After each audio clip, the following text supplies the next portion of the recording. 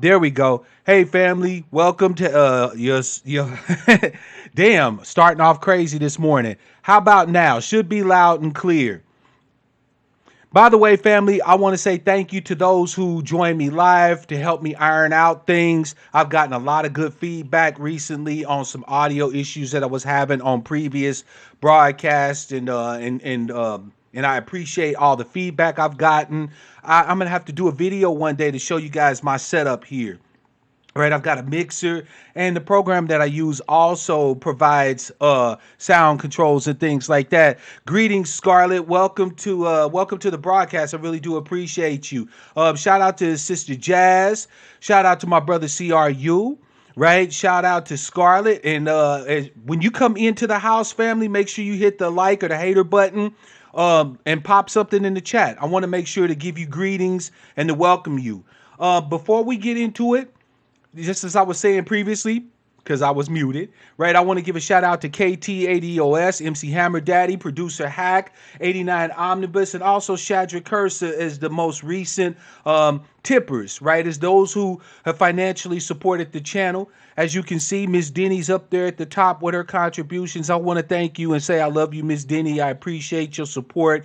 You've been a rock, and I can't thank you enough. Family, those tips, the purchases of books and merchandise all help to support my channel. Please commit to doing it. If you got it. I understand my audience. We ain't rich folk, but it's definitely helpful and definitely appreciated. And I will make sure to call you out specifically when you do, because you deserve that. By the way, Jamari, I think is the last or most recent sub. Let me double check that actually, because I think I have a newer sub than that. But I want to give a shout out to all my newest subs too as well. KT80OS, yeah, thank you very much for the support. I really do appreciate you, bro. Thank you, thank you, thank you. So let's get into it, family. By the way, as the broadcast proceeds, there will be links that pop up. You go for it, Miss. You go for it, Jazz. I would appreciate it. Again, this is not a competition, but support your interests. You know, if people are saying the things that you need them to say, giving you the information you need to hear, providing you with the data, the research, you know, support them. Right? That's what it's all about, right? They say media is free. No, it's not. Media is gonna cost somebody something. It costs me. It costs me thousands of dollars to be able to speak to y'all with clarity, with quality, right? It costs, you know, for the infrastructure and so on and so forth. A few dollars here and there is not gonna kill you, and it's definitely appreciated. All right, family. So, as you can tell from the title of the broadcast, we're going to talk about one today that's going to piss some people off. But I'm the angry black sheep, and I don't give a fuck about pissing people off. I only care about one thing, the truth. Does what we know, how we know it, work for us? Or is what we're doing, how we're doing it, working for us? If it's not, then it needs to go by the wayside. All right? So, first of all, before I go into it, though, there is one thing I want to do. Moribund is not a very common word that we use today in the English language. So I wanted to provide a definition of what moribund is. And here we go, right? The definition of moribund is as follows, right? Being in the state of dying or death approaching, right? It's an adjective. Or being in a state of inactivity or obsolescence, right? And I'm using the term moribund in both senses, right? Being in a state of dying and approaching death, also being in a state of inactivity or obsolescence, right? Now, the last gasp of the moribund is similar to what you would hear if you had someone in front of you who was dying, right? There is a process during death where the last breath usually tends to rattle out of the person's chest. It's like a sound. And I know because I've actually experienced death in my presence. And for those of you who have heard it, it's an unforgettable sound. It even has a phrase in English called a death rattle, right? That sound is basically the last breath, the last gasp of a dying person. All right. I'm sorry to be so morbid, moribund, morbid, but I wanted to give you a picture of what I'm talking about. Peace, August. Welcome to the broadcast. There's no real communication that happens most times at the moment of death. There'll be some utterances of words sometimes, but most times people just give up the ghost. They make a last gasp, a last rattle, and then they're with us no more. Show enough, welcome to the broadcast. Glad to have you. Make sure to hit that like or hater button. Right? So, the last gasp of the moribund is the last thing you hear from them before they shuffle off the mortal coil. It's the last thing that these people ever say, or that they ever, the sound they ever make while they're still with us. And I'm using that as an analogy, right? A metaphor.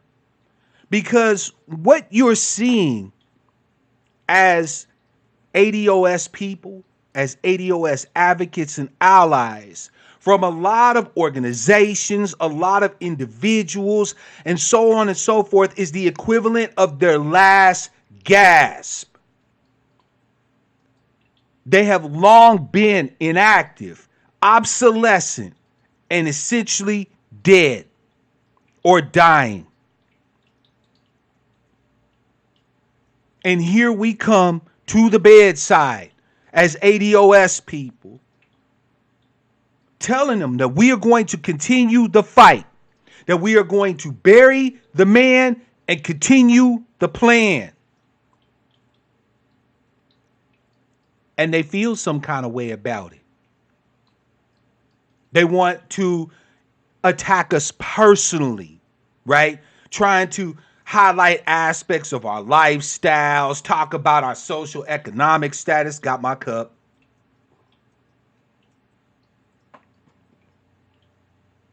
So they issue these personal attacks against us. When those personal attacks against us don't work, then they try to attack us ideologically. They try to tell us that what we're doing is not going to work.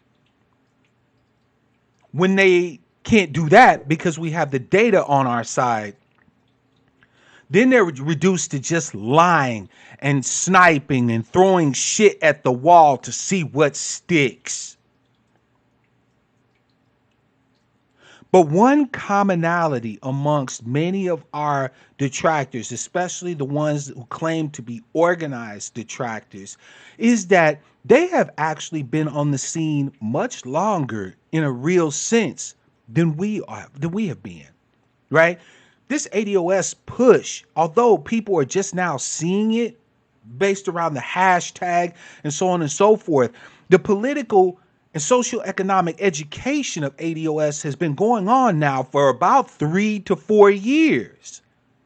And of course, there are forebears whose shoulders we stand upon that go back hundreds of years. But here's the thing to note, and Jazz is right. If you have to attack people, not their points, that's a fallacy. We can't have a discussion. There's no debate. There's no discussion left at that point. You've already lost. Family, we have to go ahead and have the funeral, right? These individuals, these organizations, these groups that have been moribund for so long, have been dying, inactive.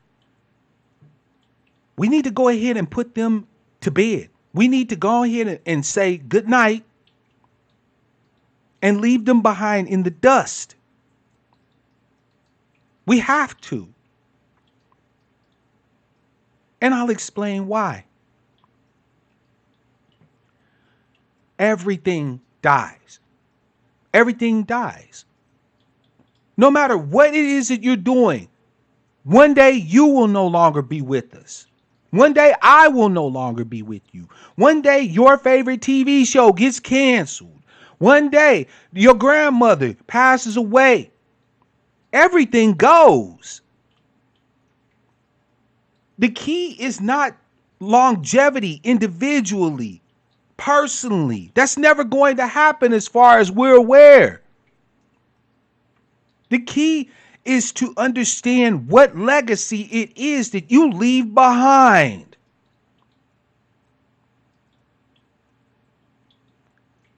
Those who come after us in a real sense are our immortality. They're the reason why we've done everything that we've done.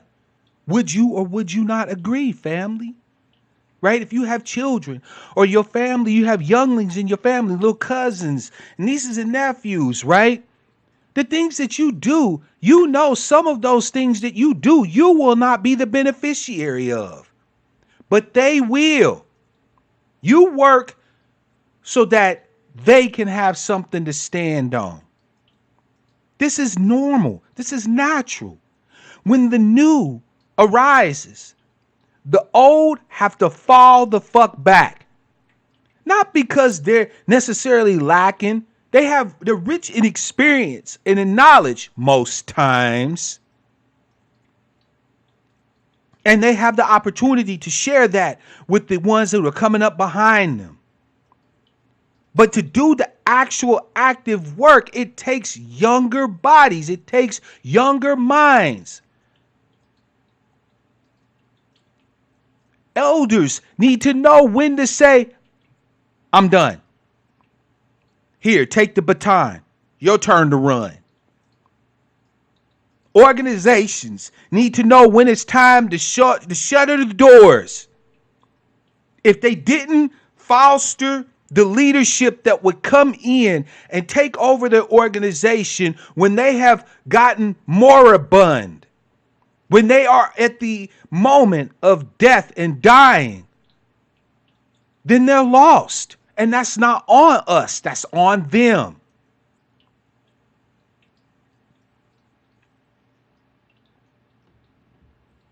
Thank you, Kanuri. I appreciate it. Hitting the ground and running. Thank you. Let's get it. Let's get it. Thank you for the tip. I appreciate it, Kanuri.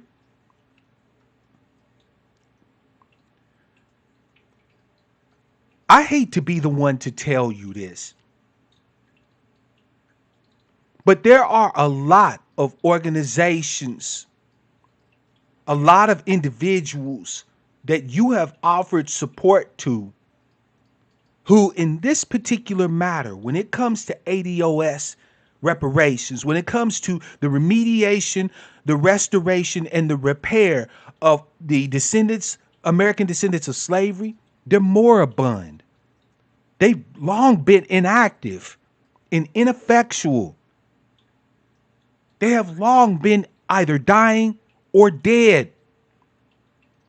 And what you're hearing from them is essentially their last gasp, their last grasp at relevancy. These are individuals that don't know when to fall back. These are organizations that don't know when it's time to shutter the doors.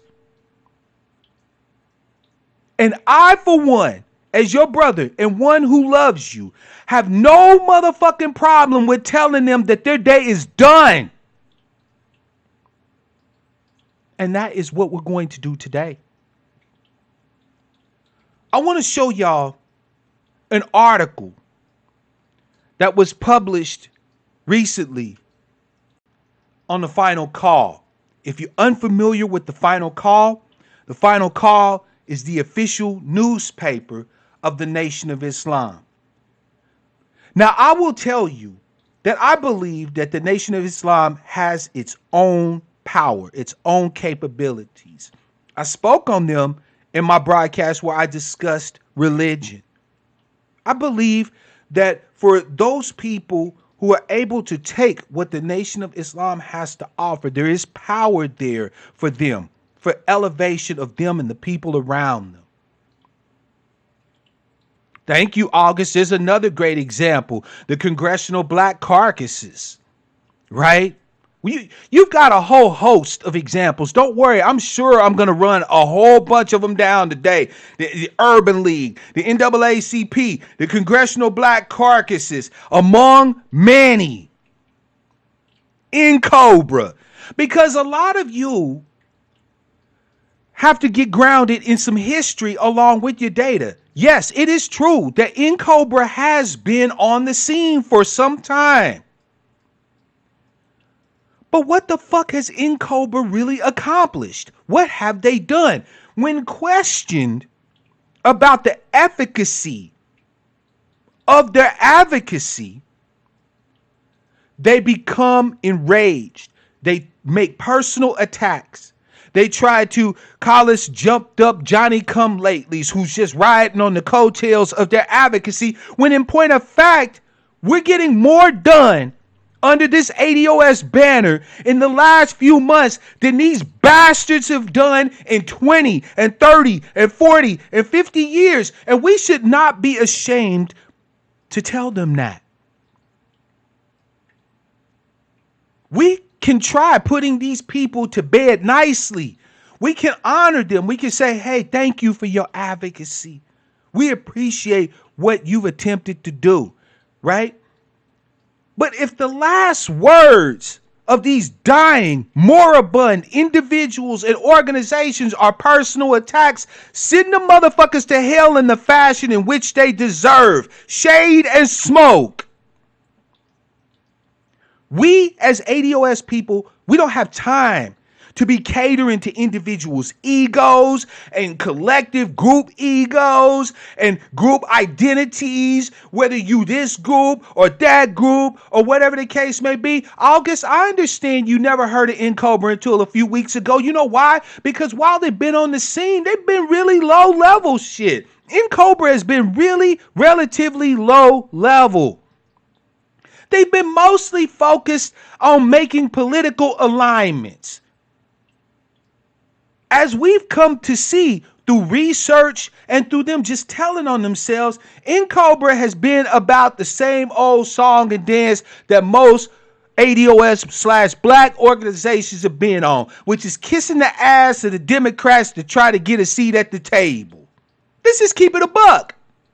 Let's just keep it a full fucking buck. Cobra has been on the scene, but their whole MO, their modus operandi, has not been being radical in pushing for restoration, remediation, and repair of the American descendants of slaves. It's been about luncheons. It's been about making political connections, preferably with the Democrats. They've been political hacks and bootlegs. If you want to talk about the real legacy of groups like Cobra, groups like the NAACP, groups like the Urban League, their real legacy is they have shown you the depths that some of us, especially the petty bourgeois, so-called butter biscuit brigade, will stoop to get white validation, money, and resources. They want luncheons. They want photo ops. They want to be able to say, well, you know, I spoke with Speaker so-and-so, and I talked to Congressman so-and-so. That's their legacy. And if they want to be proud about that, as we help them to shuffle their asses off the stage, then please feel free to be proud about all the connections you made. Meanwhile, today, as ADOS advocates, we understand that we're facing 2053 with zero net wealth for our people in the richest country in the world, which means that we're dead. We don't have time for your fucking photo ops. We don't have time to be kissing the ass of politicians. We've got two things to do, just two. We need to be as loud as possible, and we need to be single-minded of focus, which is on the restoration, the remediation, and the repair of our people through reparations. That's it, and that's all. I'm glad that, Mark Morial. I'm glad that, all the rest of these motherfuckers, from the NAACP and so on and so forth, have enjoyed their butter biscuit feast. I hope they got a side of fried chicken along with it. They got to eat good at luncheon after luncheon, meeting after meeting after meeting. I hope they enjoyed it, because their day is fucking done. Their day is done. And there's a lot of organizations that still have a core, if you will, a little spark of what initially drove them to be what they are. And if you get involved with these organizations and you're able to find that spark of radicalism, that spark of advocacy, you become mighty and you make everyone around you mighty. But a lot of these organizations are fucking dying and or dead. And we need to tell it like it TI is. They don't fucking speak for us.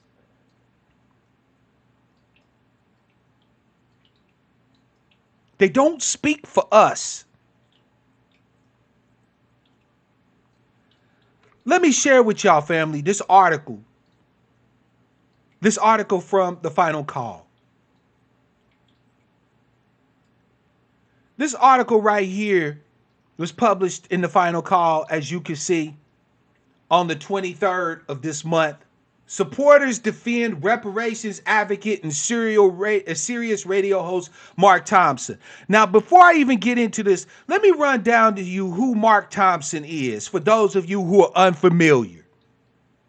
Mark Thompson is a member of NCOBRA.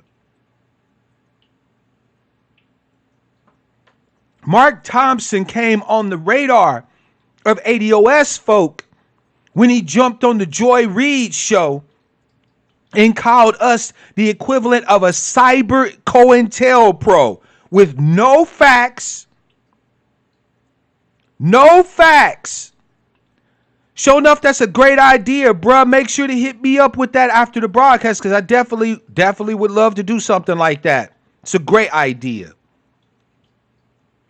Mark Thompson called us a cyber COINTELPRO. Now, family, first of all, understand. If you know anything about COINTELPRO, what you know is this. COINTELPRO was the counterintelligence program of the United States government under the auspices of the FBI that was responsible for the infiltration,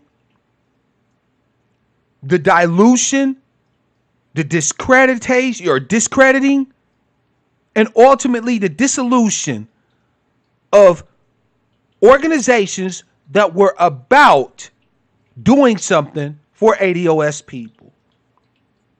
Some people have said that our brother El Malik Al-Shabazz had more police around him than he had supporters. Wouldn't surprise me at all. Wouldn't surprise me at all.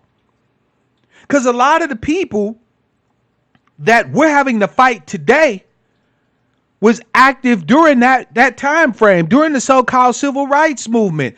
And the same coonish bullshit they're doing today is what they were doing back then. Except they were younger and much more active. A lot of these motherfuckers who dress up in dashikis and try to change their name to something to sound all African and this, that, and the third was ghetto ass no goods who back in the day would have helped the police shoot Martin Luther King, would have helped the motherfucking government kill Malcolm X. But see, because we're younger, we wasn't alive then. We didn't see all the fuckery and all the bullshit that went on back then. They can lie to us about their advocacy. They can lie to us about what it was that they was doing. But let me ask you a question, family, before I get into this article. If ADOS was somehow or another aligned with the federal government, right? Okay, so let's say Yvette and Tone and other advocates like myself have all been getting paid by the feds. Then we surely are doing it in a way that just doesn't make sense. We have been consistently banging on the drum of data and of advocacy, even radical advocacy. Tell me how it is that our advocacy is benefiting the government in some way, shape, or fashion. We're telling you to stop playing the political game with the Democrats and the Republicans, to be single issue voters, to be single-minded of focus, and to go after the longest standing debt this country has had. Explain to me how that benefits the government. Explain to me how ADOS would be COINTELPRO under what you know about how we roll, how we advocate, what we're advocating for. Don't just make bald-ass naked assertions. Bring your evidence. Because looking at how we roll, what we have done, where we are going, what we're advocating for, if the government really wanted this, the government is more stupid than any of us ever thought.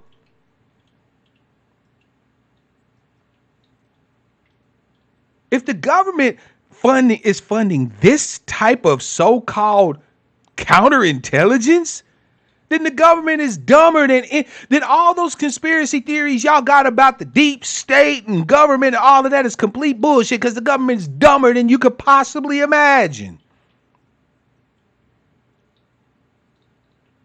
Anyway, Mark Thompson came on our radar by going on Joy Ann Reid's show and calling us a cyber COINTELPRO. At which point, we corrected this man. We told Mark Thompson, ain't nothing COINTELPRO about us.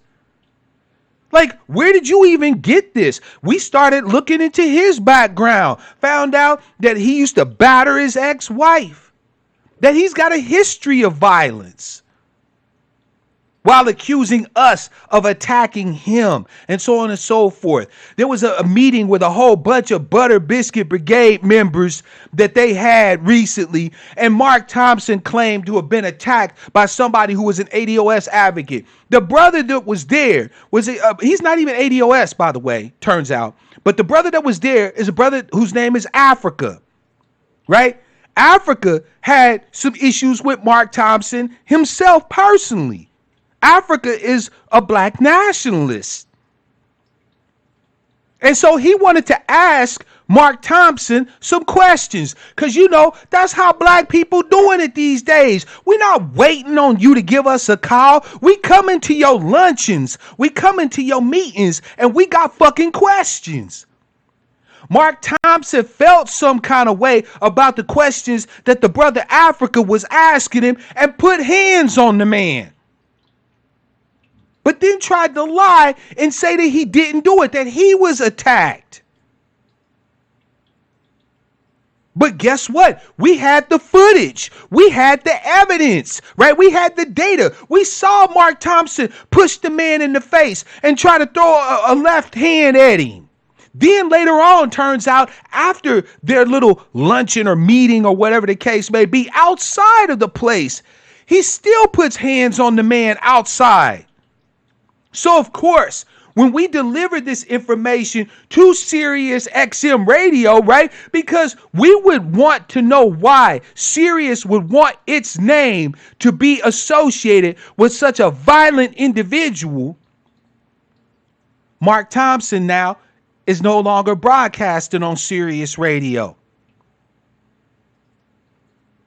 So now, let me remind you that these people are connected together in a web, just like we are. We are connected all across the nation, family, all across the nation in a web, both online and offline.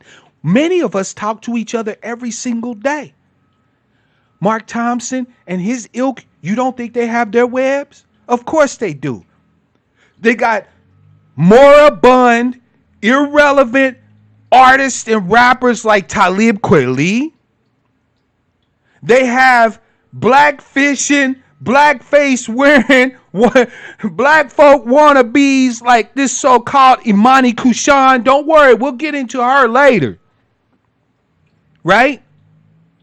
So they got their little webs and connections too. And don't forget, they've been spending the better part of the last 60 years with making political connections. So of course they're going to have their little democratic sycophants that they can sick on us. You know, we would definitely love to talk to ADOS, but we're so sick of the violence and they're advocating of such radical, democratic politician, butter biscuit eating ass motherfuckers. You feel me? So yes, Mark Thompson is a part of a web. And isn't it now interesting that we have this article here in the final call? I'm going to touch on a few pieces in this article real quick. As you can see, this is Minister, right? He calls himself Masamela Mafuno. See, them damn African ass names. Don't get me wrong, family. If you have African descent, right? If you are one of our immigrant allied brothers and sisters from Africa, right? And you have an African name, cool, right? If you feel a spiritual connection some kind of way with Africa, cool.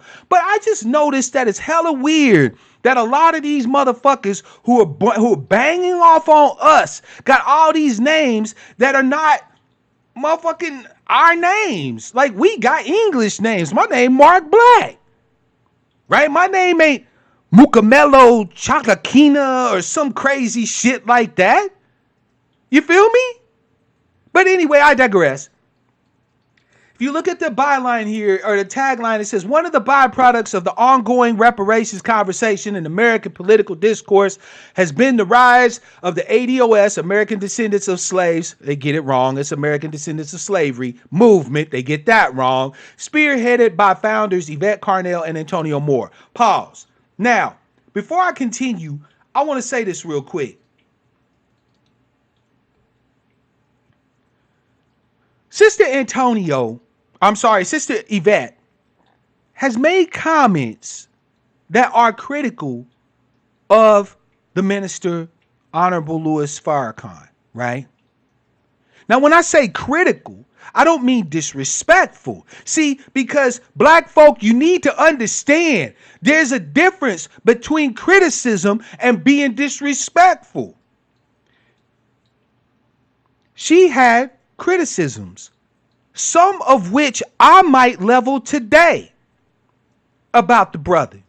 I have nothing but the utmost respect for the Honorable Louis Farrakhan. But I do have criticisms of some of the things he espouses. So she has issued criticisms about the brother in the past.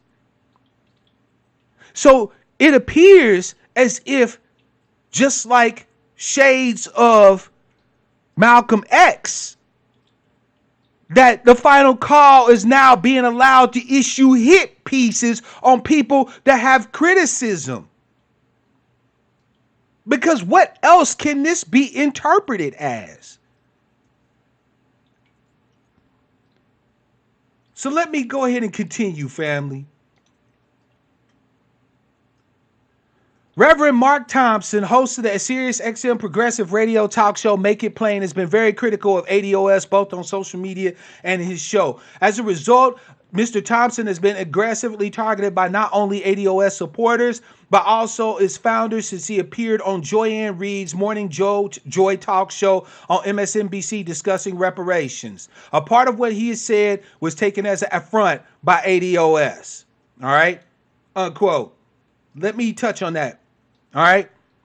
So the article here indicates that we aggressively targeted this man.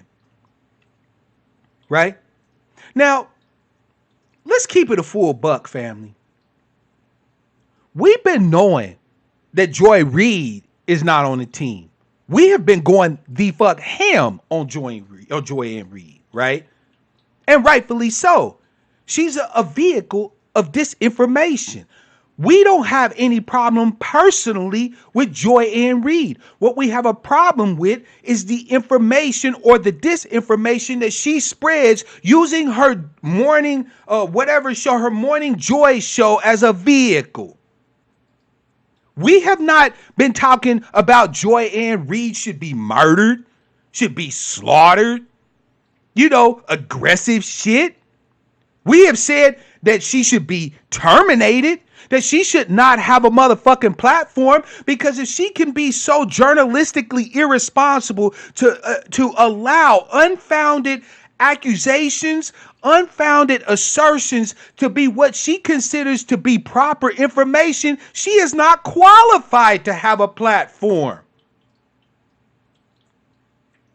We have been going after everyone who has been pumping out disinformation and seeking to divide us. As we should, as ADOS, as our own tribe. We should be coming at these people on behalf of us and our ancestors. Period. And no offense, family, but we don't have time to be polite. I'm going to talk about that before we're done. Let's go back to the article real quick. This is a quote from Mark Thompson's appearance. Look at that get woke picture. I fucking can't. This is a quote from his appearance on Joy Ann Reid's show, right? Quote, there's some nefarious behavior going on, just like we saw in 2016, where certain trolls, certain interests outside of the black community who may even appear to be black online, oh, how ironic, like to take an issue, exploit it, and inject it into the presidential race. That's one of the things we're concerned about now, that there are some people who are pushing the issue and they have an ulterior motive, unquote. Okay, so let me address that briefly. What he's talking about, family, is the fact that ADOS has been banging hard during this political season, this political election season, right?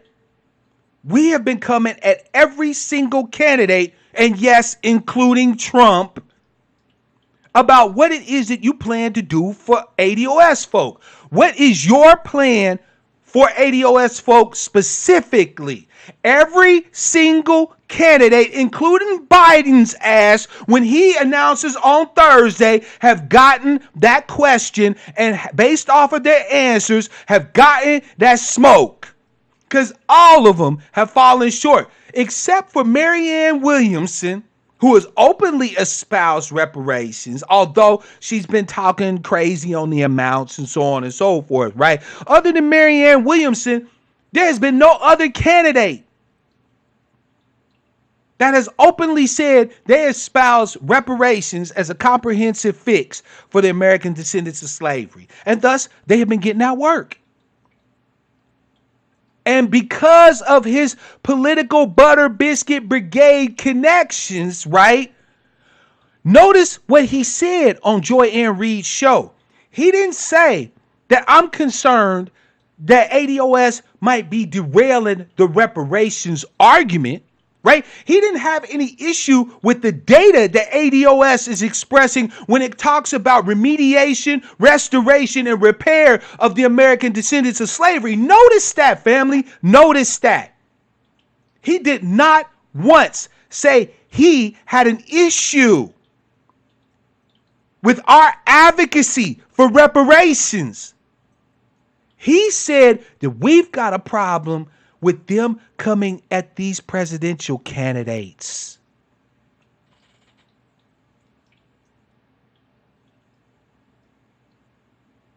My mom always told me, you give a nigga enough rope, they'll hang their own goddamn selves. The first time many of us ever even heard of Mark Thompson was on Joy Ann Reid's show, and he had a nationwide, such as it is, platform to push all day for reparations. And what did he do? He didn't mention a single motherfucking word about reparations. He talked about the fact that ADOS was attacking his pet political candidates. Ooh, did I say that out loud? Did I just tell on this motherfucker? You had a national platform where you could have spoke about reparations. You could have been like, Joyanne, I know you brought me on this show to talk about ADOS because you feeling some kind of way about their personal attacks. But my name is Matsusela Mufasa, and I want to talk about reparations today. You can address ADOS on your time. Since you gave me this platform, I'm going to talk about reparations for the next 20 minutes. Nope. Not Mark Thompson. Not Matsusela Mufasa, whatever the fuck his name is. Nope.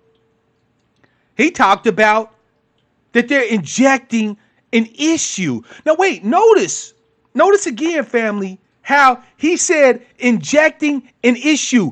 This scary ass, pussy ass, weak-willed, jellyback, milquetoast, do nothing, moribund, irrelevant ass motherfucker was so weak that he couldn't even say reparations.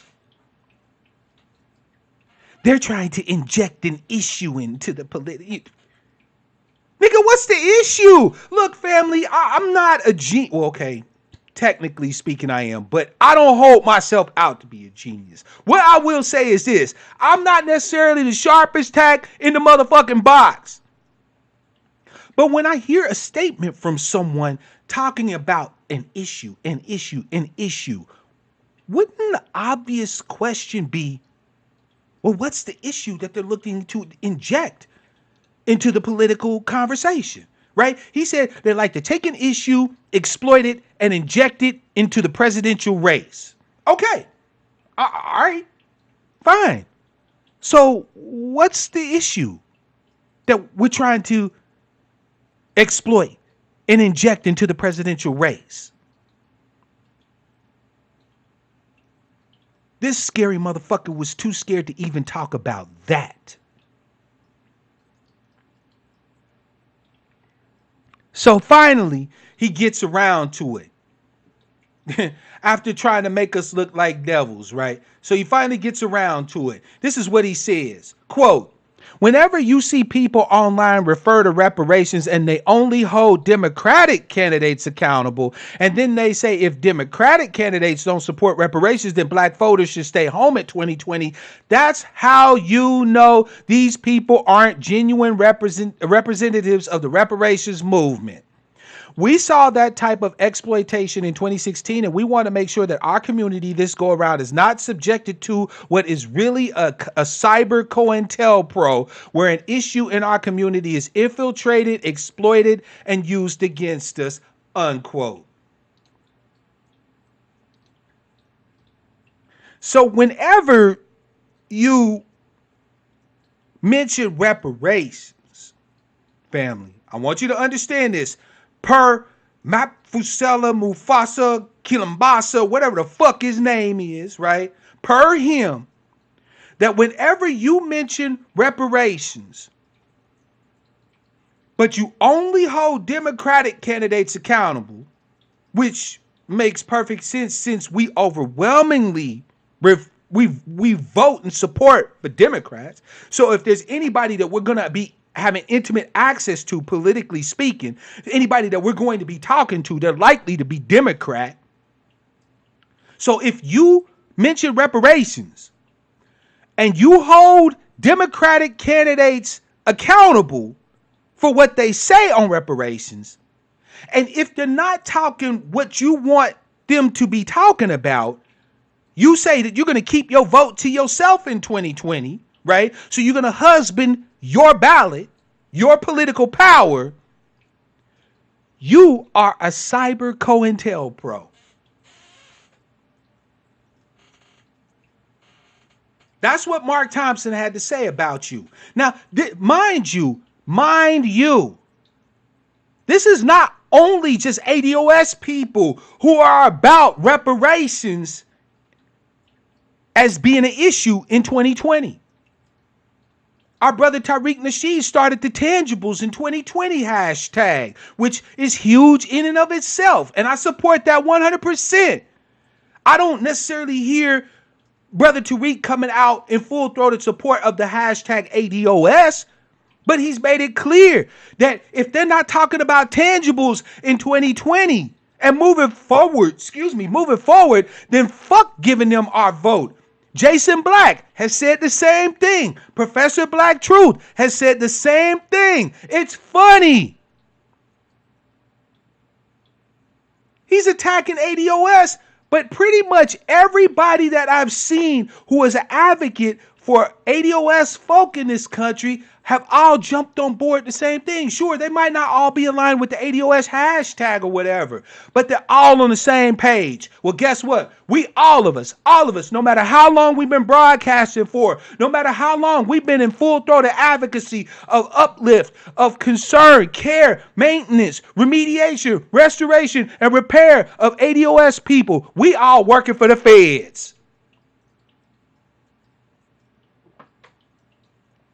I got 2 words for you, Mark Thompson. Nigga, please. Nigga, please. Now, here they talk about the attack that was made on Mark Thompson. I fucking can't. Let's go right to it. Since that appearance on March 16th, Mr. Thompson has been attacked from all sides, with ugly things coming to a head on April 5th in Newark, New Jersey during a gentrification town hall meeting hosted by the Institute of the Black World 21st Century. Mr. Thompson was approached by an individual who only identified himself as Africa, who began asking him questions, but then became more aggressive. You would have to wonder, family, at this particular point, if the person who was the author of this article, a brother, what's the name, Brian 18X Crawford, has even seen the motherfucking video. You gotta wonder. You gotta wonder. Because I'm gonna tell you what I saw in that video. The brother Africa was asking Mark Thompson some questions. Now, first, Mark Thompson was just kind of standing there like this, like, you know, right? So far, he ain't on no aggro shit yet. Right? But then, when he kind of sidesteps and refused to answer the brother's questions, brother Africa said, man, you a coon. Like, I'm a member of the people. I'm out here in these streets and I'm asking you specific questions and you refusing to answer my motherfucking questions. You a sellout. Calling a thing what it is isn't being aggressive. It's being definitive. If it walked like a duck and it talked like a duck and it act like a duck, then what the fuck is it?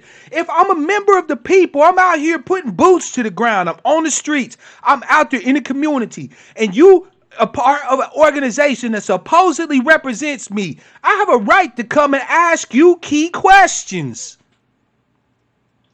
And if instead of answering my questions, you start soft shoeing, buck dancing, and sidestepping, I got every right at that point to call you out. To say, hey, smells like coon spirit up in here. And that's what the brother Africa did. At which point, Mark Thompson put hands on him. He pushed him in the face and started swinging at him. Yes, Mark Thompson initiated the violence because he was feeling some kind of way about being called out for being a sellout.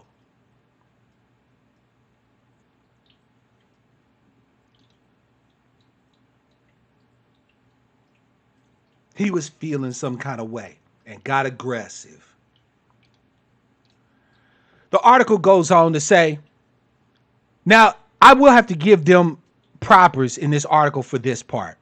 Things escalated quickly, resulting in Mr. Thompson making contact with the man physically. Now, notice that in these articles, where these motherfuckers are supporting other members of their web, they don't use the English language that we would use. Because in the video, Mark Thompson assaulted the man. That's exactly what it was. It was an assault. It was an attack on his person. Okay? But they say resulting in Mr. Thompson making contact with the man physically, who then followed him outside and continued to berate and pursue Mr. Thompson. Let me ask you a question, family. Y'all remember that saying when we was kids? Sticks and stones may break my bones, but words will never hurt me. Right? When we was roasting each other, when we was playing the dozens as little neophyte Negroes, little ADOS folk, we was these little budding ADOS folks. So when we was roasting each other as a part of that hardening process, right?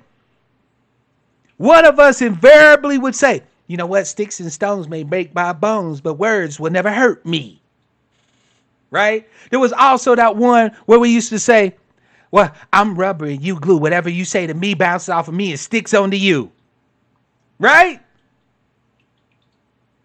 But this soft ass, bitch made ass, hoe ass, cupcake ass Negro was so weak that this man talking to him, asking him questions, is considered a goddamn attack. And even after Minister, aka Mark Thompson, aka Mufasa, even after he assaulted this man, he still did not raise any hand to Mark Thompson. Now, did he continue to verbally, engage him? Hell yeah, he did. Because that was the whole point of Africa being there, was to talk to this man. At which point, Mufasa attacked him again outside the venue.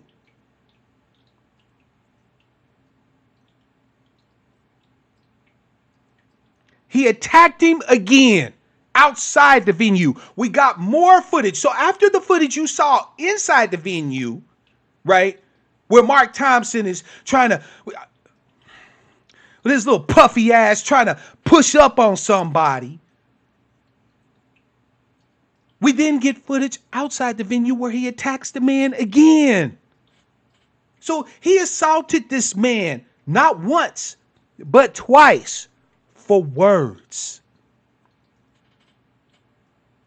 Because he's Mufasa.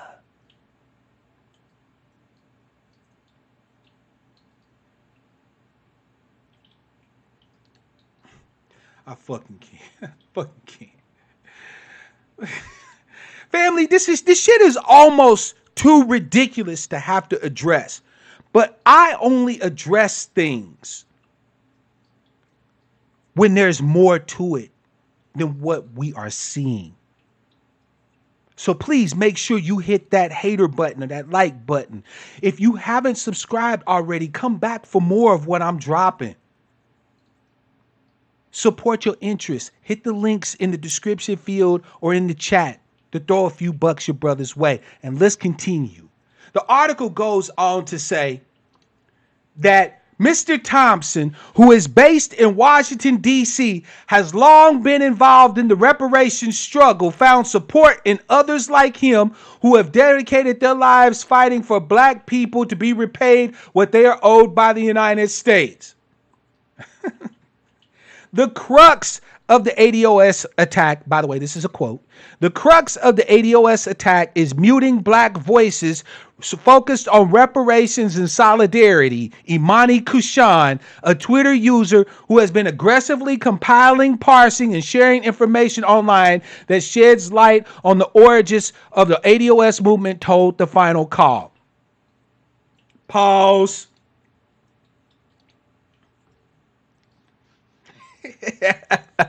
We are getting it in today. Shout out to my brother Black Dollars, by the way. It's good to see you, brother. I have missed you.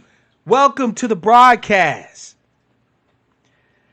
Family, so I told you that part of our education as ADOS advocates has been to learn how to ask questions.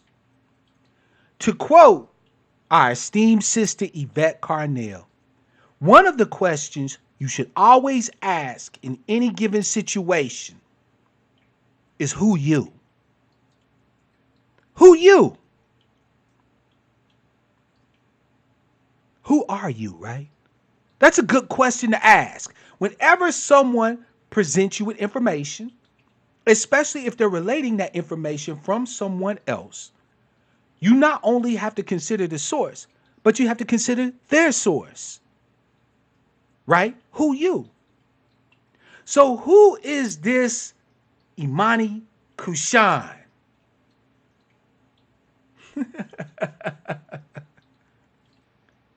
Well, it turns out that Imani Kushan is a black fishing, blackface wearing gypsy, a Romani bitch. Yes, family, I'm sorry. I normally would present you with receipts, but I've been blocked by this bitch. Because I've been one of the people that have been instrumental in going ham on this motherfucker, on finding out who you. It turns out she's not even ADOS. She's not, fuck that. She's not even black. She's a Romani battle rapper white bitch. Explain to me something, family, real talk. I'm a little confused. Since when has it been the editorial stance in the final call to give like page time, give text time, give, line space to white folks who are attacking black folks? I'll wait.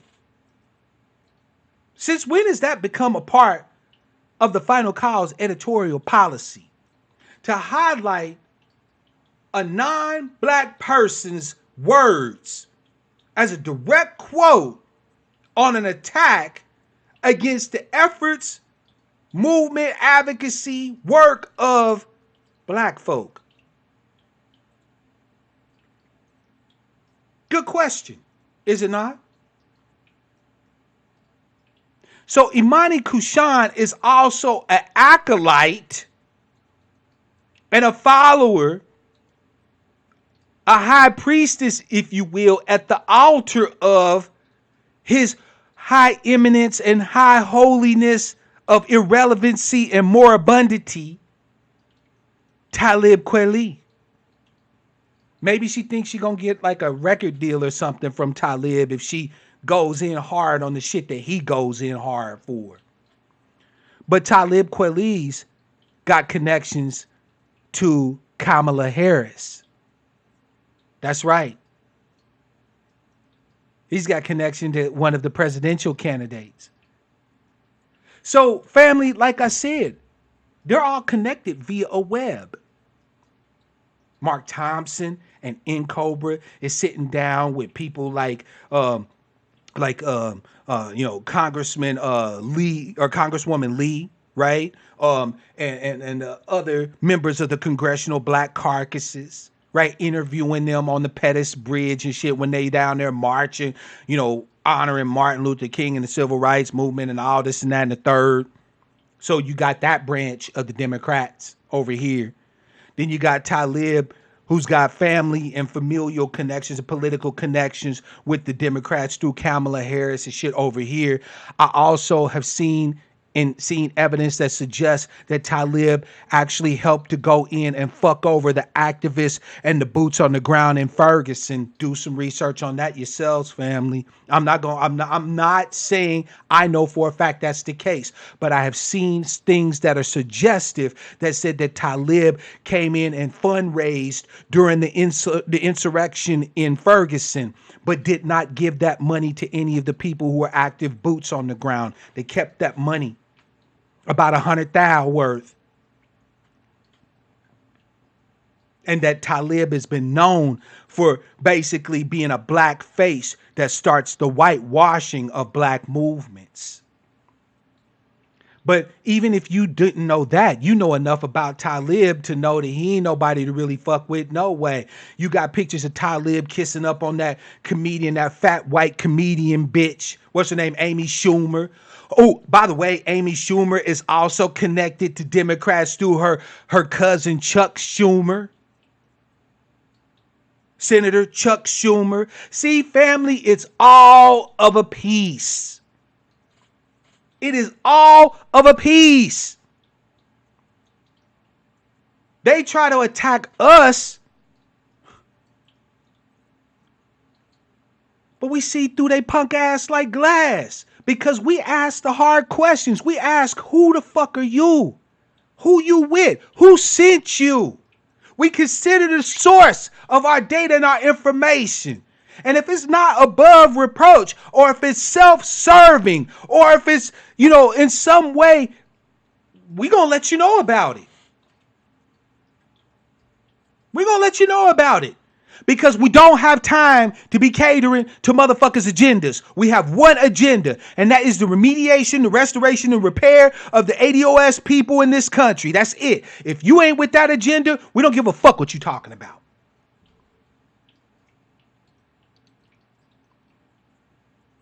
Now, Mark Thompson, after having been so strongly advocated for by this blackface, blackfishing ass Romani bitch, and others like Dr. Conrad Worrell's punk. I can't read any more of this article. I can't. At any rate, currently, he is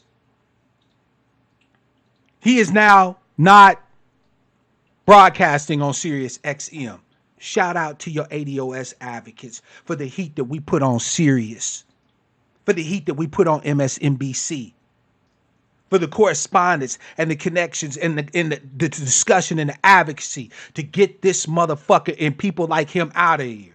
He's talking about we're violent, but he's committing acts of violence on people that ain't even a part of the ADOS thing. Brother Africa is a black African nationalist who was there to ask some key questions to a brother who supposedly represents him, only to find out that his kinfolk wasn't his kinfolk. That the siren song of those butter biscuits is just too goddamn strong.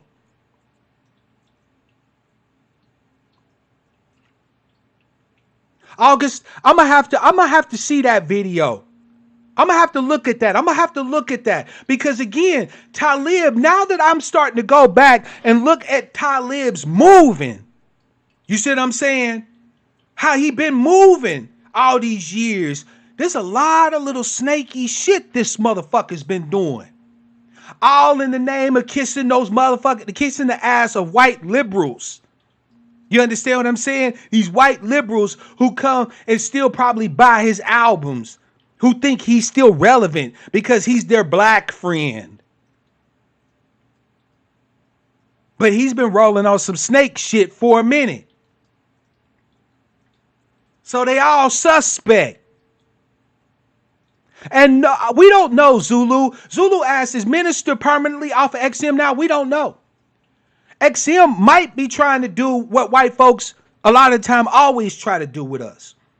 Right? We're going to suspend them for a minute, and we're going to let the heat die down. Then we're going to slide him back in under this time slot. So don't discount the fact that he may end up back on XM.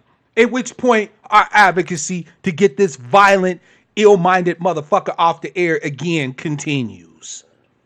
But as of now, he is not broadcasting on Sirius XM. Now, family, I know you might think that what I've been saying, some of you might think of what I've been saying is controversial up to now. But no, we have just now, at this part of my broadcast, reached the controversial part.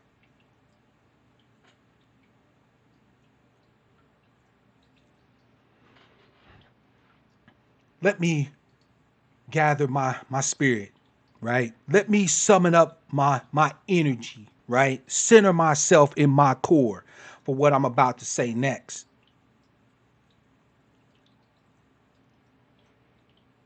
Black nationalism, the idea of us being a separate nation within the confines of the United States, was an idea that was dead on arrival. Yeah, I motherfucking said it.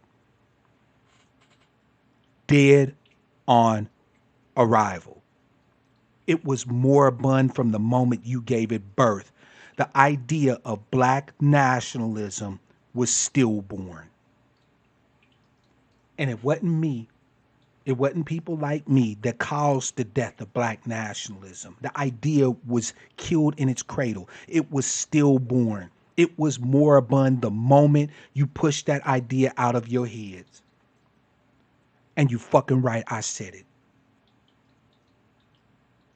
All of these organizations out here that are telling you that we need to have our own nation, our own place within the confines of America, is dead on arrival. And that's controversial than a motherfucker. Because we've been talking a lot about Pan-Africanism, and it's easy to point out that Pan-Africanism as an idea at its best is a wonderful ideal. It's a dream, right? It's a wonderful ideal, right? Something that maybe one day we might be able to aspire to. And at its worst has been a smoke screen.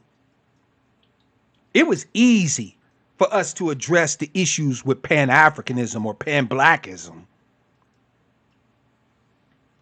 But even those of us who have gone in on Pan-African or Pan-Blackism have been loath to touch the idea of of black nationalism. And I know why. I know why. Because black nationalism, the idea of black nationalism, and I'm not talking about anywhere else. I'm not talking about Haiti. I'm not talking about Jamaica. I'm not talking about any of them other places that actually have black countries. No, I'm talking about here within the confines of the United States of America, in the contiguous 48, Hawaii, Puerto Rico, Alaska, American Samoa, Guam, wherever else. I'm talking about within the United motherfucking States was an idea that was dead on arrival. And you won't fucking touch that. You won't. Many of you who have no problem whatsoever talking about Pan-African or Pan-Blackism have no problem going in about how the immigrants have been coming over here and ripping us the fuck off, right? You will say all these things. You don't consider them in the least controversial. You know why? Because it's been easy to address those things. But the one goddamn thing that gives so many of you enough juice to even get the fuck up out of bed in the morning is the idea of black nationalism. And I'm here to tell you that black nationalism was stillborn. It was DOA. It was moribund at the moment it was born.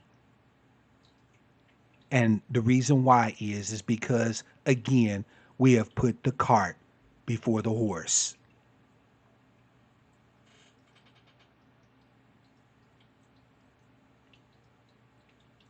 Black nationalism, like a lot of these other political ideologies, have been built on pipe dreams.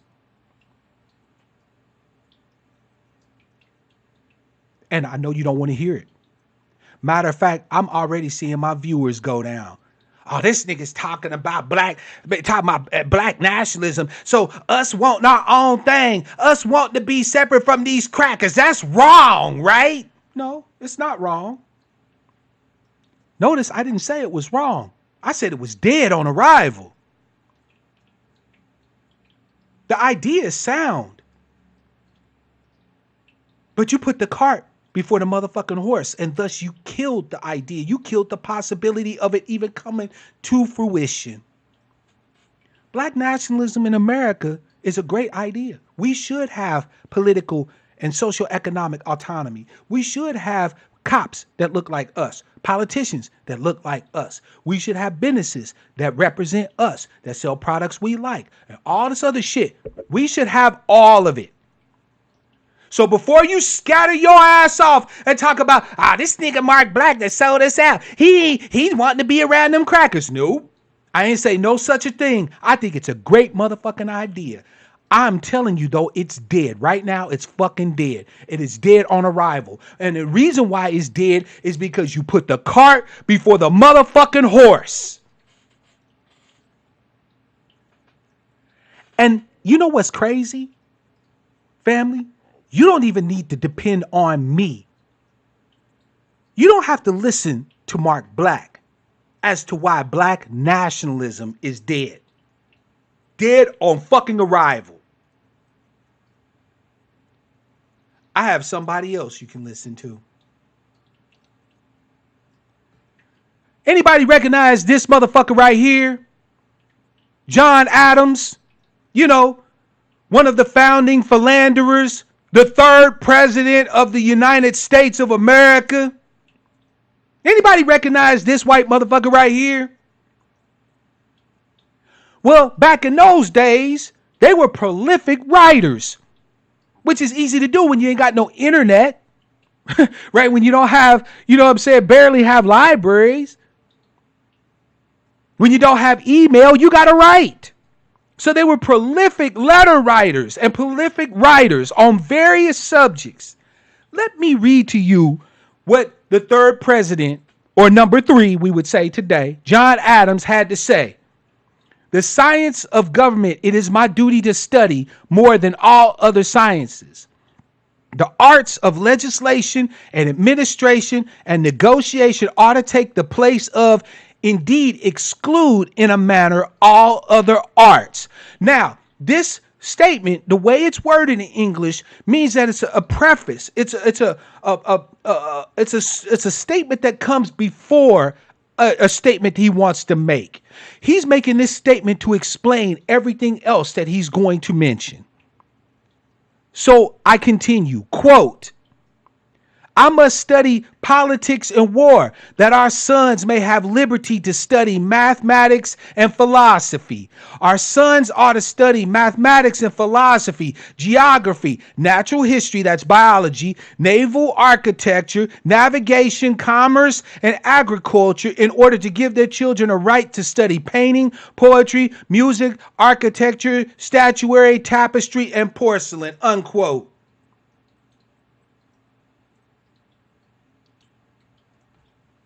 I hear you, black dollars. I'm not saying worship, follow, give a fuck about John Adams.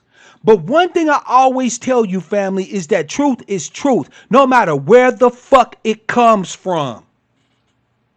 And I'm sorry, but in this particular matter, John Adams is right. There is a progression to creating a nation.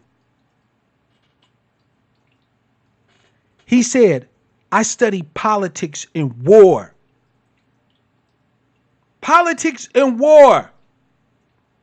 So that our sons have the liberty to study mathematics and philosophy. Let's unpack that. Let's unpack that. What is politics but war by other means? John Adams is saying that in order for me to have a nation, to have the foundation of a nation for my children to build on, I have to be engaged in politics and war. He then goes on to mention, right, that his sons will then need to study mathematics and philosophy, right? Philosophy gives you ideology, mathematics and science and natural history, biology and all this stuff, navigation and commerce and agriculture is studying business and economy and so on and so forth, right? Our sons will have to study that shit right there in order to build the infrastructure of the nation itself.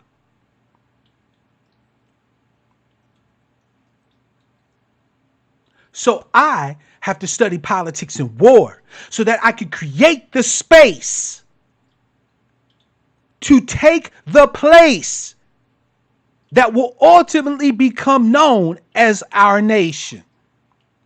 My sons will then have to study engineering, mathematics, biology, chemistry, agriculture, economics, so on and so forth, so that they can create the infrastructure on the land base. And then, only then, will their children have the liberty to be able to study the arts, to focus on aesthetics and beautiful things.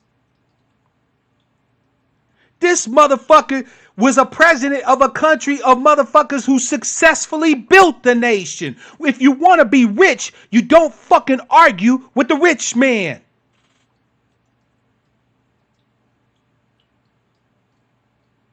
If you want to be a nation, you don't argue with motherfuckers who built one, who stole one, who used every fucking tactic they could to create one. Now, why did I mention John Adams? To buttress my assertion that black nationalism is dead. Because if John Adams provides a blueprint for the creation of a nation, and I think it's obvious from his words that his blueprint is true to life. If you look back at American history, you look back at war and politics, negotiation, and all this other shit, right? Turning tribe against tribe and brother against brother and siding with this one and aiding and abetting that one and slaughtering this one. Politics and war. But once they got the land base, they then focused on what? On economics. They created the institution of slavery back in 1619 and prior to, right here in the United States of America. They focused on agriculture, industry, engineering. At one time, America was the manufacturing powerhouse of the entire goddamn world. The sons of John Adams focused on economics, focused on infrastructure. This is why nowadays they got children and descendants that can be all just beckying it up. Ooh, nice neighborhood. We'll take it. Who don't have to focus on infrastructure. It was already put in place. So we can clearly see throughout American history that John Adams was absolutely spot on in his analysis. Now, because of that, I can tell you comfortably with a certainty that black nationalism is dead. Many black nationalists tell us ADOS folk that we stupid for engaging with politicians. What do they accuse us of? They accuse us of begging the white man. Their words, quote unquote. Y'all talking to these politicians. We don't need to be talking to these crackers. We need to take what we want. Oh, really? So let me get this straight. You don't have nothing to do with politics. You can't fight a war, right? Last time I checked, black people don't own any weapons manufacturing plants, ammunition manufacturing plants, hospitals in any great numbers, right, to care for our wounded and triage our people, right? They don't have large swathes of land to grow food on, to feed the armies and so on and so forth, right? The whole 9 yards. So you won't do politics. You can't fight war. And those two are the foundation of the creation of any nation. What that leave you? You don't fuck with politicians, right? So you won't use diplomacy. You won't negotiate, right? You won't advocate. You won't agitate, politically speaking. Black nationalists won't. Y'all stupid talking to them damn devils. We got to do for self. We got to build our own shit. Great. All right, I hear you. How you supposed to do that with nothing? Because last time I checked, nothing from nothing leaves nothing. How you go? So even as a black nationalist, right? Even as one who advocates that we should have political, social, economic, social, cultural autonomy from the greater, larger, dominant white populace in the United States, aren't going to get what the fuck they want unless they advocate for reparations, which they won't because that involves politics. Like I said, dead on arrival, moribund, useless. They already lack the capability to do the foundational things that would be required for ADOS people to have a separate nation within the confines of the United States. They already are in a position where they cannot do the most basic of things. They will not do politics and they cannot fight war. They cannot persecute a war. So where does black nation supposed to come from? Oh, we're supposed to hold it as a vision in our hearts.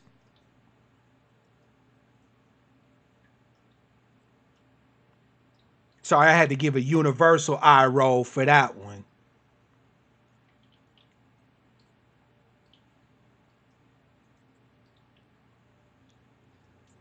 Now, family, this part's controversial too. What's the Nation of Islam if not a black nationalist organization?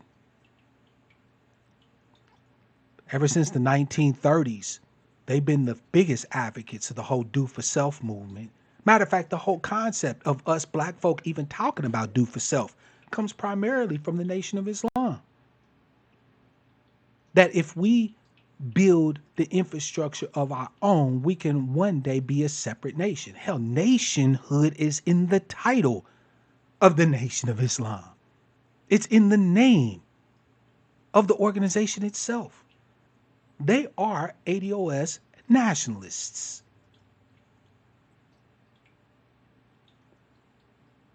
They won't do politics with us. That much is clear.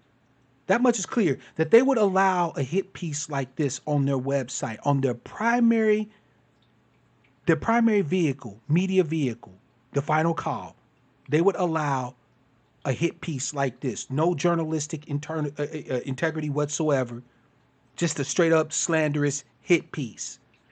They would allow that to be published in their flagship media outlet, the final call. On top of the fact that they consistently repudiate any push towards politics,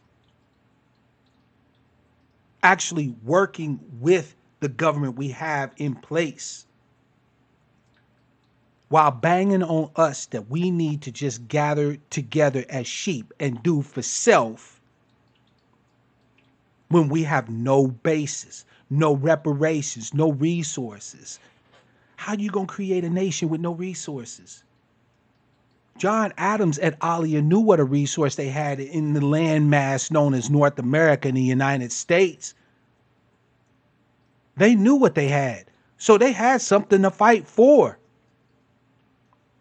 So they engaged in politics and diplomacy and backstabbery, in backroom negotiation, and yes, in war.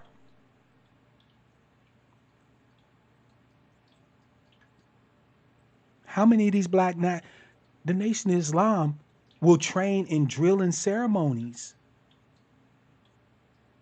But I don't see them out there blasting on nobody when we get killed in the street. They're not out there in mass. I don't even care if they don't want to carry guns. They supposed to know karate or martial arts and all that other shit. Why ain't they out there beating the ass off these motherfuckers when they out there victimizing us in the streets? So they won't fight a war either. They won't do politics and they won't fight a war.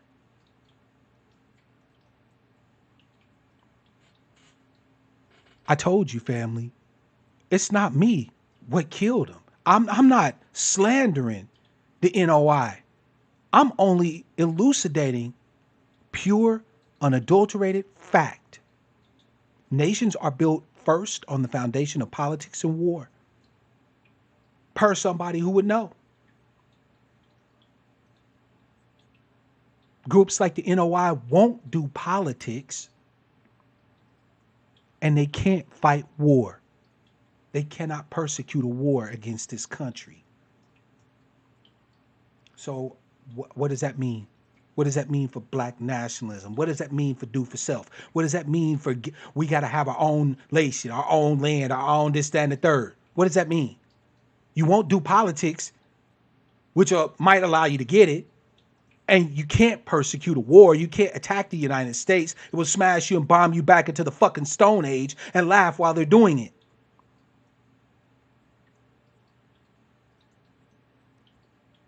I'm not saying black nationalism is wrong. I'm saying you put the cart before the horse.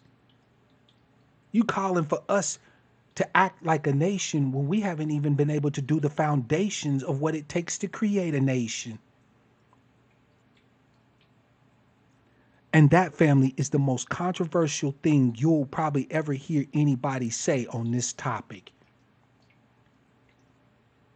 It's not that we shouldn't want to have our own.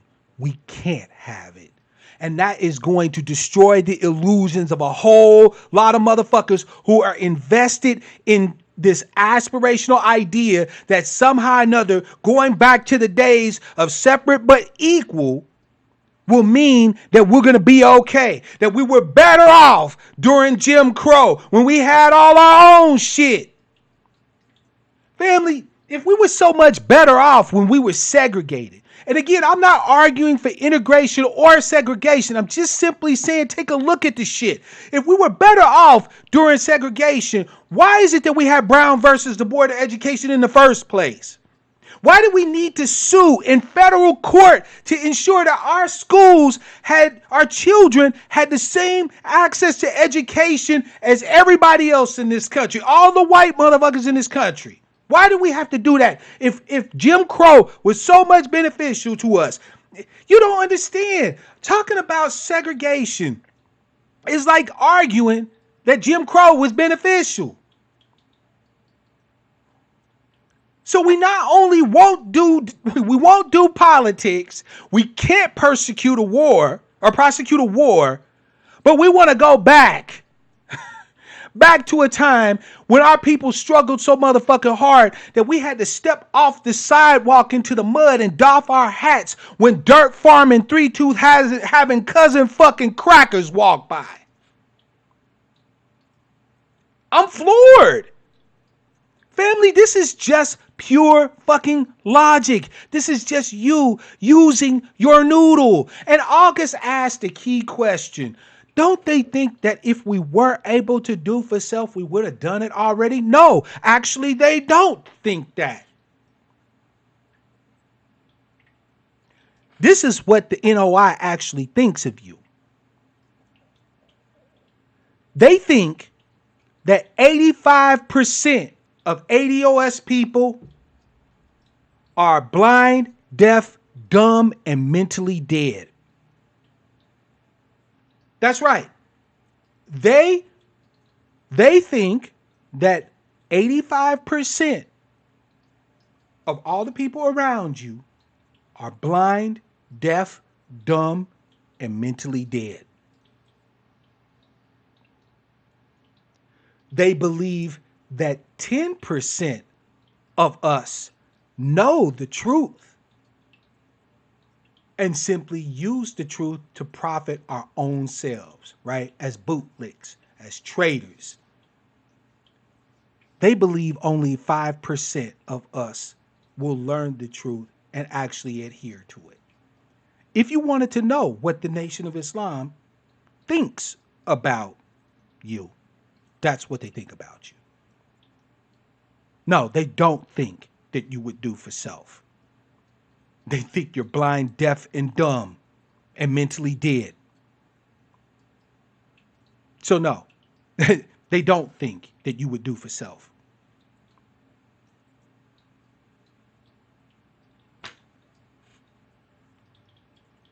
I, I, Anybody who's familiar with the NOI, jump in the chat and stop. Tell the people if I'm lying. Tell the people if that breakdown of 85, 10%, and 5%, the poor righteous teachers, the 5%, if I broke that down improperly. The Nation of Islam teaches that 85% of us are lost. That even if given an opportunity to do for self and a path to redemption, we wouldn't take it. We're mentally dead, blind, deaf, and dumb.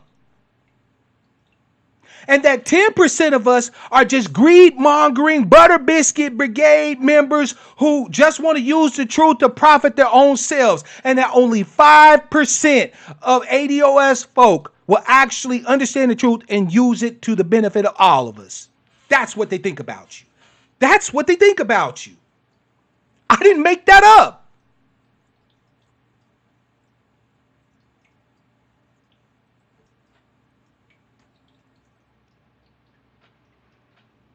I didn't make that up. I'm here to tell you that there might be some spiritual power in the way that they move, especially with the fallen, the downtrodden, the outcast. I would never take away from some of the good, honest work that the NOI has done. But I'm sorry, I have to call them out on their bullshit. And their premise of nationalism was dead from words say go. We don't have a land base. We don't have transportation infrastructure. We don't have medical infrastructure. We don't have weapons infrastructure. We won't, if we listen to them, we won't make political ties, political connections, use advocacy, agitation, diplomacy, our vote, and so on and so forth. You know what I'm saying? So how is black nationalism going to be a savior of black folk? We don't have the capability to do it. I wish we did. Scarlett, you said we are too damaged to count on do for self. I'm sorry, but she's right. That's a fact. We was robbed, family. That's the whole point behind this movement for reparations, for the remediation, the restoration, and the repair of our people, because we have been robbed. We have been defrauded. We have been screwed over and left to rot. And it ain't because we mentally dead, blind, deaf, and dumb. It's because we broke. Anything we could use to build a nation off of has been stolen away from us. No real land base, no real access to capital. How the fuck are you supposed to build a nation off of that?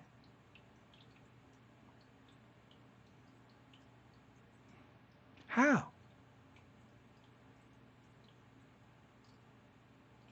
And I'm sorry if that's fucking controversial to you. I'm sorry if it sounds like that Mark Black is just saying roll over and capitulate to the white man. I am not. I am simply saying that you are foolish and unrealistic to expect black folk to be able to support. Because so let me give you, for the sake of argument, the idea that we are a nation, a separate nation in America. Now, I do argue our tribal status. We are our own tribe. Shout out and peace to all my ADOS tribesmen, right? So we are a separate tribe. But let me grant you, for the sake of argument,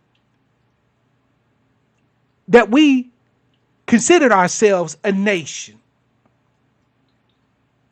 a separate national entity within the confines of the United States of America, these several states. You still haven't explained to me how, if we gathered every single penny of our resources together, if we said, nope, we're not going to spend a single dime of our paychecks. So let's say that we all decided tomorrow we was going to back the NOI and we was going to sell all of our shit. So my computer gone, mixer board gone, everything in this house gone. I'm selling it all. Thank you, Kim, and welcome to being a member of the Angry Black Sheep. We are glad to have you. So we sell all our shit, right, for whatever bread we can get for it. And we go to Chicago to Mosque Mariam, and right before the Honorable Louis Farrakhan's feet, we lay all of our bread and say, we are ready to be the nation. What happens next? What happens next?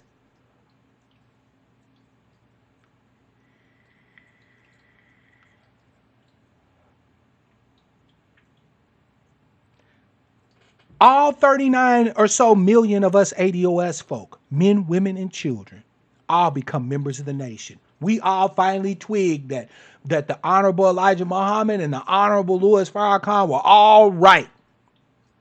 The black man is God. We need to do for self. We need to get on board with this motherfucking train and turn men into gods. We down. We sell everything we got.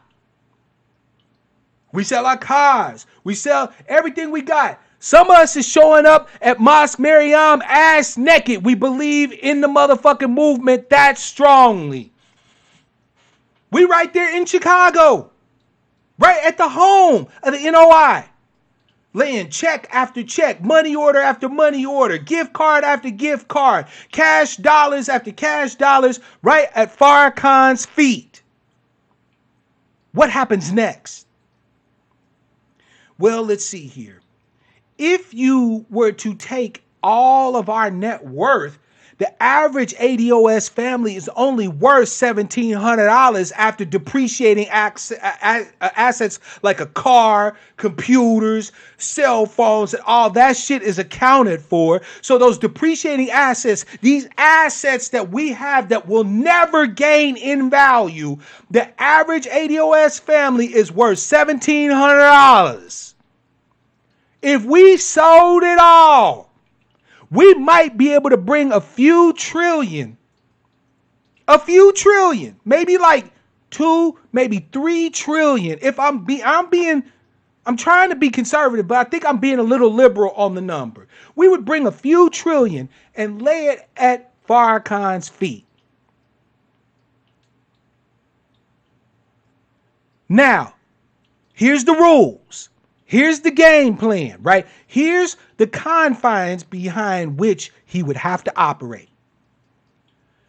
He would have to build us a nation right here in the United States. I'm not talking about taking that $1 trillion and going buying up big swathes of Mali somewhere over in Africa where we could get desert land for like $2 an acre or some shit like that. That would be a dope ass idea, but that's not what they're talking about. They're talking about a nation within a nation. They're talking about right here in the United States. So the confines of the agreement, Minister Farrakhan, is that we do this. We bring that money to you, set it at your feet, and you got to build us a nation. We will help you, right? Because do for self. So we will help you. We will work our asses off. We'll weave cloth to replace the clothes we sold. We'll do everything we got to, but you have to be leading us to build a nation right here in the United States. What do you think is going to happen next?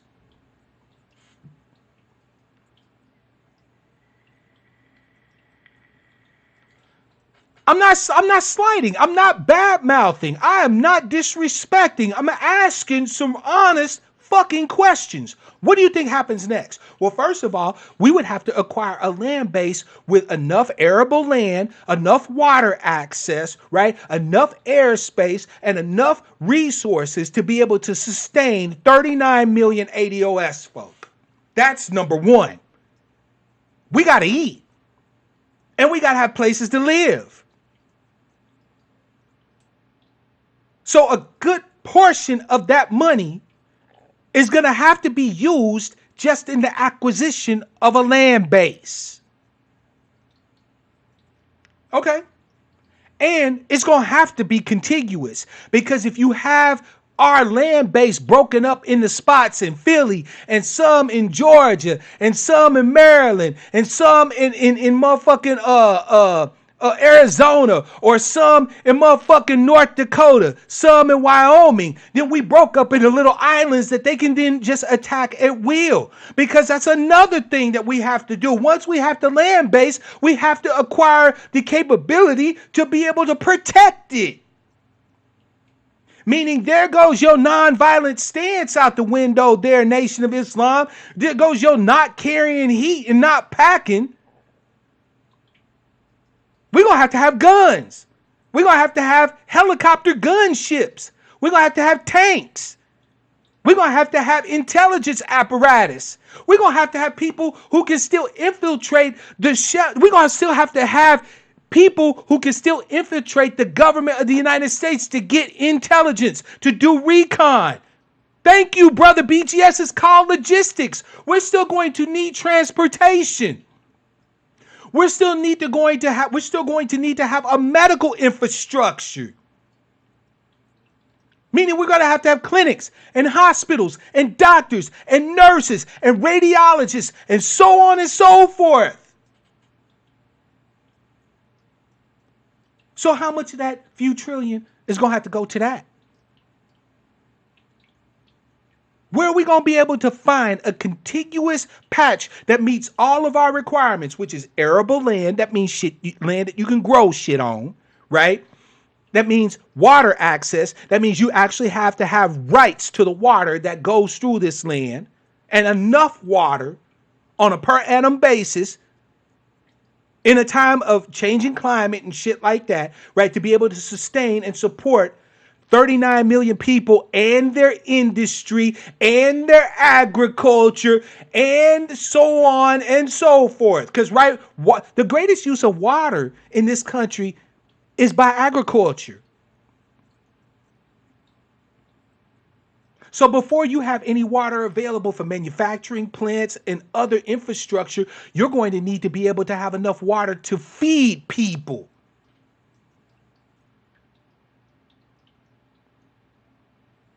I am sorry to be the one to tell you, you were robbed of your capability to be a nation within a nation. Because you think America's just going to roll over and say, ooh, a nation of black folk doing their own thing. Sounds legit. Hell no, they not. As soon as they get a whiff that we're looking to institute our own shit, there's going to be hell to tell the captain. This ain't me slighting. This ain't me being disrespectful. This is me being sensible. What nation would willingly allow another nation to set up borders within itself without them being in ultimate control? Yes, the so-called Native Americans or the Indians have their own fucking nations, but they get all their bread and resources from Uncle Sam. So the United States has full control over what the Native Americans do. At any point, if they don't like what the Navajo is doing with their shit, they can just come in there and take it. So what good is it them having their own? Sure, they have sovereignty. They have their own little tribal courts and so on and so forth. Mwah! Sounds wonderful. Until Uncle Sam says, well, we don't need to be bound by that. Sure, they have their own reservations and their own land base. Great. That doesn't stop Uncle Sam from going onto the Navajo reservation, and stealing their uranium, now does it?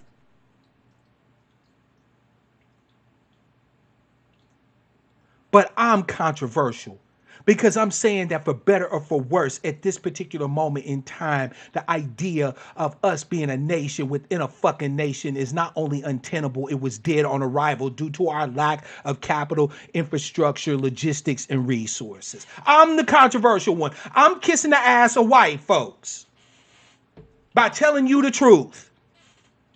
The truth that so many people are afraid to face. That politics right now, advocacy in the political sphere is what we've got.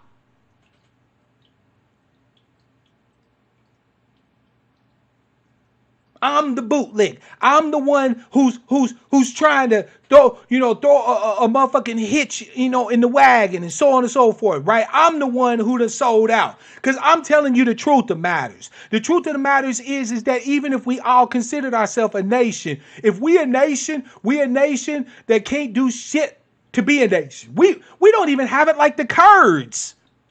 Sure, the Kurds is spread all over the Middle East, but there's whole entire areas that the Kurds control that they are willing to fucking stand up and fight for. The PKK has women in their military, and these women are bad. They will gun you down, whether you Daesh or the motherfucking Iraqi army or the Syrian army. They don't give a fuck. They don't care if they're going up against Russians, Americans, or whoever. We don't have it like that. You know why? Don't even let you don't even let you pack guns. But boy, y'all look good. Right, left turn, right turn, about face, left face, triple right face. Yeah, y'all look good. And you can't even pick up a weapon in your own motherfucking defense.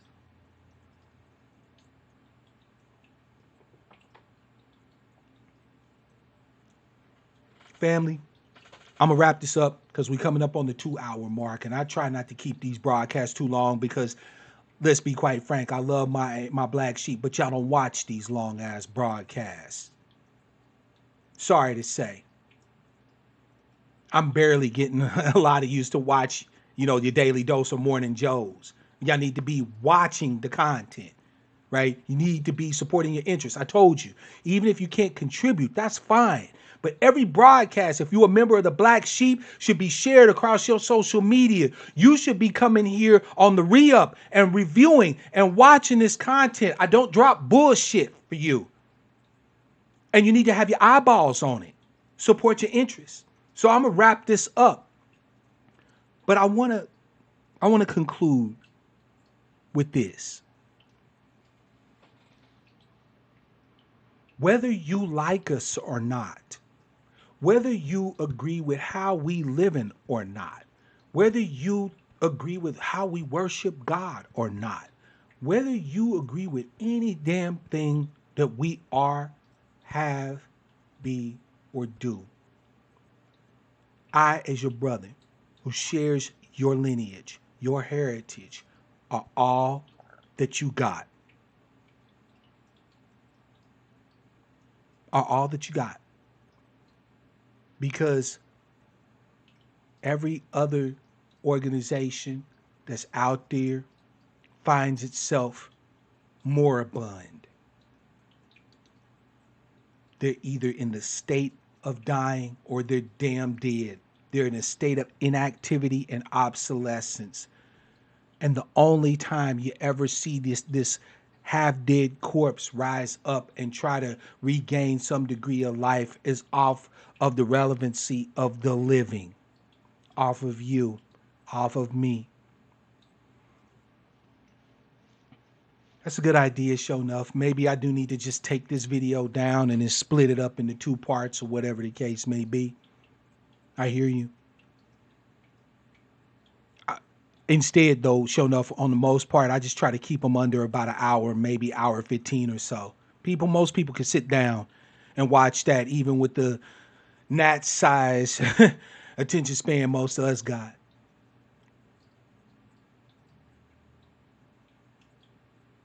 You sure? CRU is right. He said, take what you got and go buy you a sword.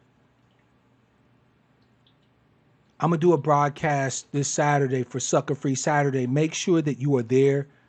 I'm going to have a drawing for $25 on Sucker Free Saturday, and I want to make sure that when you give to me, I get a chance to give back to you every month. For the last Sucker Free Saturday of that month, I have a drawing. This time it's $25. Sometimes it'll be books and other things, but there's always going to be something to give back. So make sure you have your butts there for Sucker Free Saturday this Saturday. I hate that I'm considered controversial when I think that the flaws of these black nationalists and pan-blackists and other people are so glaringly obvious that there shouldn't even be any real discussion, any real argument. The motions and the actions of people like Mufasa, and his ilk, they should be as transparent as glass is. We're not there yet, and we will be. By the grace of whatever God you believe in, we will be. We're going to have to be. This transformational moment as ADOS people is all that we have. We can't make this work. We don't make this work. And by 2053, it'll be a non-issue. And that's facts. So, family, until the next time that you hear from me, first of all, I want to say thank you to you, all of you who's joined me live for this broadcast. Please catch the re-up. I'll consider your suggestion there sure enough about splitting the video up. Although I think if somebody won't watch an hour, they won't watch two, no matter if I split it up or not. So at any rate, I want to wish you all what I always wish for all of us as ADOS people. Oh, there was one other thing that I wanted to say before I left. Because this is controversial too. And since I'm getting all my little controversial shit in today, I might as well do this one. This is brief. This Imani Kushan bitch, right? This black fishing,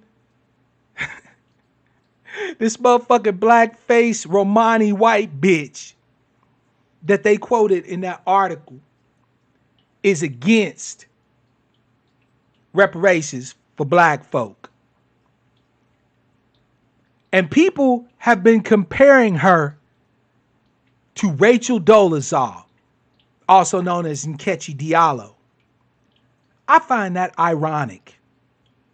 Do you know why I find that ironic? Because strangely enough, I believe that Rachel Dolezal, aka Nkechi Diallo, would actually be in support of reparations, unlike this bitch. Since we just throwing controversial shit out there. Family, until the next time I see you, I want to wish you all love, peace, prosperity, and power. Real power to our people.